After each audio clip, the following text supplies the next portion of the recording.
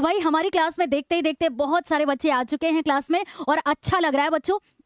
एक बार सारे ही बच्चे मिल करके क्लास को शेयर कर देंगे क्योंकि फाइनली ये क्लास 10th की इस सेशन में हम लोग अपनी ये पहली क्लास कर रहे हैं और बहुत शानदार इस क्लास को बनाने वाले हैं। ठीक है, तो मैं ये हमारा क्लास 10th का ये पहला चैप्टर होगा जिसका नाम क्या है बच्चों, पद शीर्षक। ठीक है, यानी ये पद शीर्षक है और किसके द्वारा रचित है, ये कवि सूरदास जी के द्वारा रचित। तो क्लास की शुरुआत करने से पहले और अपने इस फर्स्ट चैप्टर का पहला पद्यांश देखने से पहले आप लोग सारे बच्चे मिलकर के क्लास को एक बार शेयर कर दीजिए बच्चों। ठीक है, मिल करके एक बार सारे ही बच्चे क्लास को शेयर कर देंगे तो बहुत अच्छा लगने वाला है बच्चों। अगला प्रश्न क्या है, ठीक है, अगला प्रश्न सर इसको बंद कर दीजिएगा, है ना। अब क्या कह रहे हैं कि उधो मोहि ब्रज बिसरत नहीं, उधो मोहि ब्रज बिसरत नहीं। ठीक है, थोड़ा सा बढ़ा दीजिएगा उसको कि हे उधो मुझे ब्रज भूलता नहीं है। अब इसमें यहाँ पर स्थिति क्या होती है बच्चों कि प्रस्तुत अब जब भी पेपर में आएगा तो मैम ये तो पहचान लेंगे, आज तो यही पता चल रहा है हमें कि ये तो हम लोग अपना पहला ही चैप्टर पढ़ रहे हैं पद। ठीक है, किसके द्वारा रचित है, कवि सूरदास जी के द्वारा रचित है। ओके, कवि सूरदास जी के द्वारा रचित है। तो अभी तो इतना पता है तो मैम संदर्भ लिखने में कोई दिक्कत नहीं है कि प्रस्तुत पद्यांश हमारी पाठ्यपुस्तक हिंदी काव्य खंड के पद शीर्षक से उद्गृत है और यह कवि सूरदास जी के द्वारा रचित है। इतना तो समझ में आ ही गया आपको, है ना। उसके बाद अगर व्याख्या करने पर आएगी बात तो हम लोग कैसे करेंगे कि प्रस्तुत पद्यांश में कवि सूरदास जी कहते हैं कि, है ना, कवि सूरदास जी कहते हैं कि उधो मोहि ब्रज बिसरत नहीं, कि कवि सूरदास जी कहते हैं कि श्री कृष्ण उधो से कहते हैं कि। अब यहाँ पर स्थिति जानते हैं क्या होता है कि श्री कृष्ण गोकुल को छोड़ के मथुरा चले गए हैं और मथुरा गए हुए उनको काफी वक्त बीत जाता है। ठीक है, अब उधो गोकुल के निवासियों की पूरी स्थिति देखते हैं कि कैसे वो श्री कृष्ण को पल पल याद करते हैं। तो वो दौड़े दौड़े श्री कृष्ण के पास जाते हैं और श्री कृष्ण को पूरी हाल खबर बताते हैं कि कैसे गोकुल के निवासी आपको पल पल याद करते हैं, पल पल याद करते हैं। तो श्री कृष्ण जानते हैं उधो से क्या कहते हैं, तो उधो से यानी श्री कृष्ण उधो से कहते हैं कि उधो मोहि ब्रज बिसरत नहीं, कि हे उधो मुझे भी ब्रज यानी गोकुल मुझे भी भूलता नहीं है। ठीक है, ब्रज भूमि यानी गोकुल मुझे भी भूलता नहीं है, कि उधो यानी हे उधो, मोहि मतलब मुझे, ब्रज मतलब गोकुल, है ना, ब्रज भूमि। ठीक है, बिसरत नहीं, बिसरत मतलब भूलती, नहीं मतलब नहीं है, यानी मुझे भी ब्रज भूलता नहीं है। जब उधो श्री कृष्ण को पूरा हाल खबर बताते हैं ना कि आपके बिना गोकुल के निवासियों की स्थिति क्या है, तो श्री कृष्ण भी उधो से कहते हैं कि हे उधो मोहि ब्रज बिसरत नहीं, कि मुझे भी ब्रज भूलता नहीं है, मुझे भी ब्रज भूलता नहीं है। वृंदावन गोकुल वन उपवन, कि वृंदावन गोकुल के वन उपवन और सघन कुंज की छाही, घने कुंजों की छाया भी हमें पल पल याद आती है। सघन मतलब हो जाएगा यहाँ पर घने, कुंज मतलब होता है जो छोटे छोटे बाग बगीचे होते हैं ना, उनको बोलते हैं कि घने कुंजों की छाई मतलब छाया भी मुझे पल पल याद आती है। बहुत आसान है बच्चों, बहुत आसान है। आपको सच में दिल से एक बार लगेगा कि मैम एक बार तो मैंने सुन लिया, बस हमें ये तैयार हो गया। ठीक है, और मैं आपको लास्ट में बताऊंगी कि कैसे आप अपनी तैयारी को बेहतरीन बना सकते हैं ज्ञानोदय के साथ में। ठीक है, इसका PDF आपको कैसे मिलेगा, हर एक चीज। Okay, very good. Kritika Arya भी हमारी क्लास में आई है और कह रही है कि मैम प्रेम माधुरी की याद आ गई है। यस, 9th क्लास में हम लोगों ने ये चैप्टर भी पढ़ा था, शीर्षक प्रेम माधुरी, जो कि बहुत ही ज्यादा इंटरेस्टिंग था, है ना। और वैसे ही यहाँ पर भी बहुत ध्यान से एक बार सुनिएगा कि भाई प्रस्तुत पद्यांश में श्री कृष्ण उधो से कहते हैं कि हे उधो मुझे भी ब्रज भूलता नहीं है ना। वृंदावन गोकुल वन उपवन, यानी वृंदावन गोकुल के वन उपवन और घने कुंजों की छाया भी मुझे पल पल याद आती है। और फिर कहते हैं कि प्रातः समय माता जसुमती, कि प्रातः काल के समय माता जसुमती मतलब यशोदा, कि प्रातः काल के समय कैसे माता यशोदा अरु नंद देख सुख पावत, कि प्रातः काल के समय किस प्रकार से माता यशोदा और नंद बाबा मुझे देख करके अपनी आंखों को सुख प्राप्त करते थे, है ना। फिर कहते हैं कि माखन रोटी दहो सजायो, कि भाई किस प्रकार से रोटी में दही और मक्खन सजा करके अति हित साथ खवावत, अति मतलब अत्यधिक, हित मतलब प्रेम के, साथ मतलब साथ में, खवावत मतलब खिलाते थे।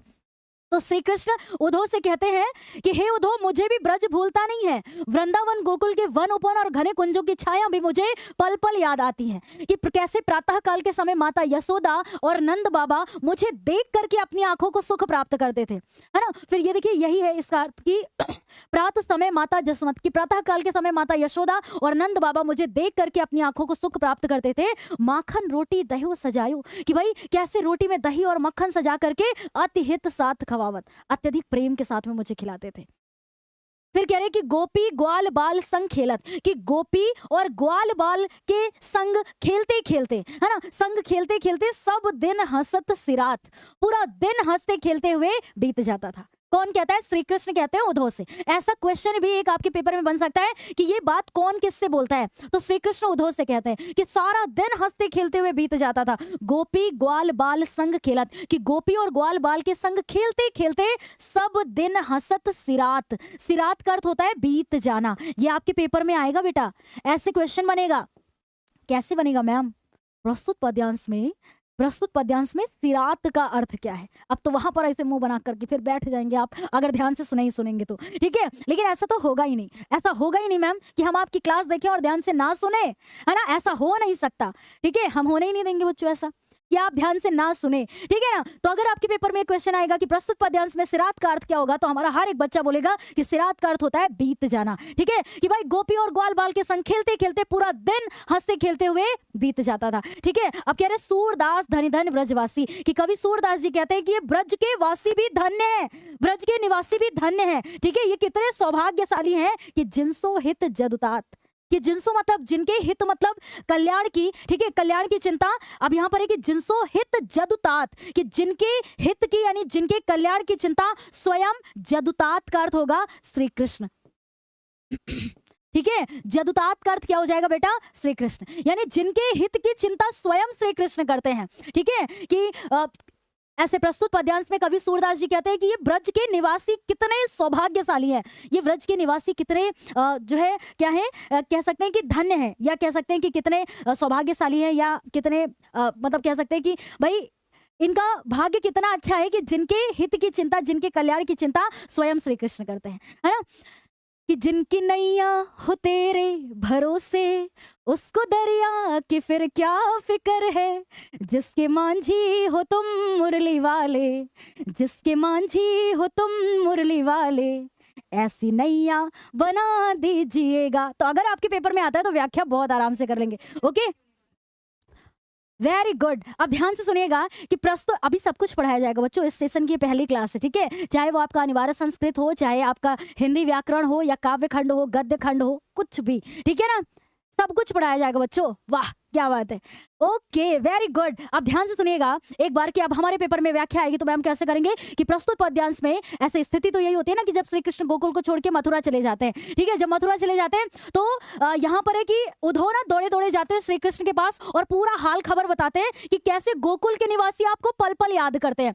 तो यहाँ पर श्री कृष्ण भी उद्धव से कहते हैं कि उद्धव मोहि ब्रज बिसरत नहीं, कि हे उद्धव मुझे भी ब्रज भूलता नहीं है, वृंदावन गोकुल के वन उपवन और घने कुंजों की छाया भी हमें पल पल याद आती है। कि प्रातः समय माता जसुमती, कि प्रातः काल के समय माता यशोदा और नंद बाबा मुझे देख करके अपनी आंखों को सुख प्राप्त करते थे, है ना। और फिर क्या कहते हैं कि माखन रोटी दह्यो सजायो, कि रोटी में कैसे दही और मक्खन सजा करके अति हित साथ खवावत, कि अत्यधिक प्रेम के साथ में मुझे खिलाते थे, ठीक है।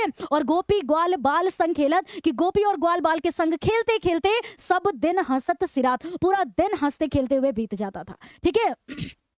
सूरदास धनी धन ब्रजवासी, कि कवि सूरदास जी कहते हैं कि ब्रज के वासी धन्य हैं कि जिनसो हित जदुतात, कि जिनके हित की चिंता स्वयं जदुतात अर्थात श्री कृष्ण करते हैं, ओके। मैम क्लास कितने बजे से चलती है? आज तो बेटा अभी 6 बजे से चल रही है और हर दिन आपको एक बार टाइम चेक करना है। वैसे अभी जब अभी 8 बजे क्लास होगी सर की, शिवम सर की, ठीक है। और जो निश्चित तौर पर आपकी क्लास होगी शाम को 6 बजे, आपकी शाम को 7 बजे क्लास होगी, ठीक है। हाँ ओके वेरी गुड। अब आगे चलेंगे। हाँ सारे बच्चे जैसे ममती मैम को भूल नहीं पाए हैं, ठीक है। अब क्या ही बोले बच्चों, आगे चलेंगे। बड़ा महत्वपूर्ण है ये, ठीक है।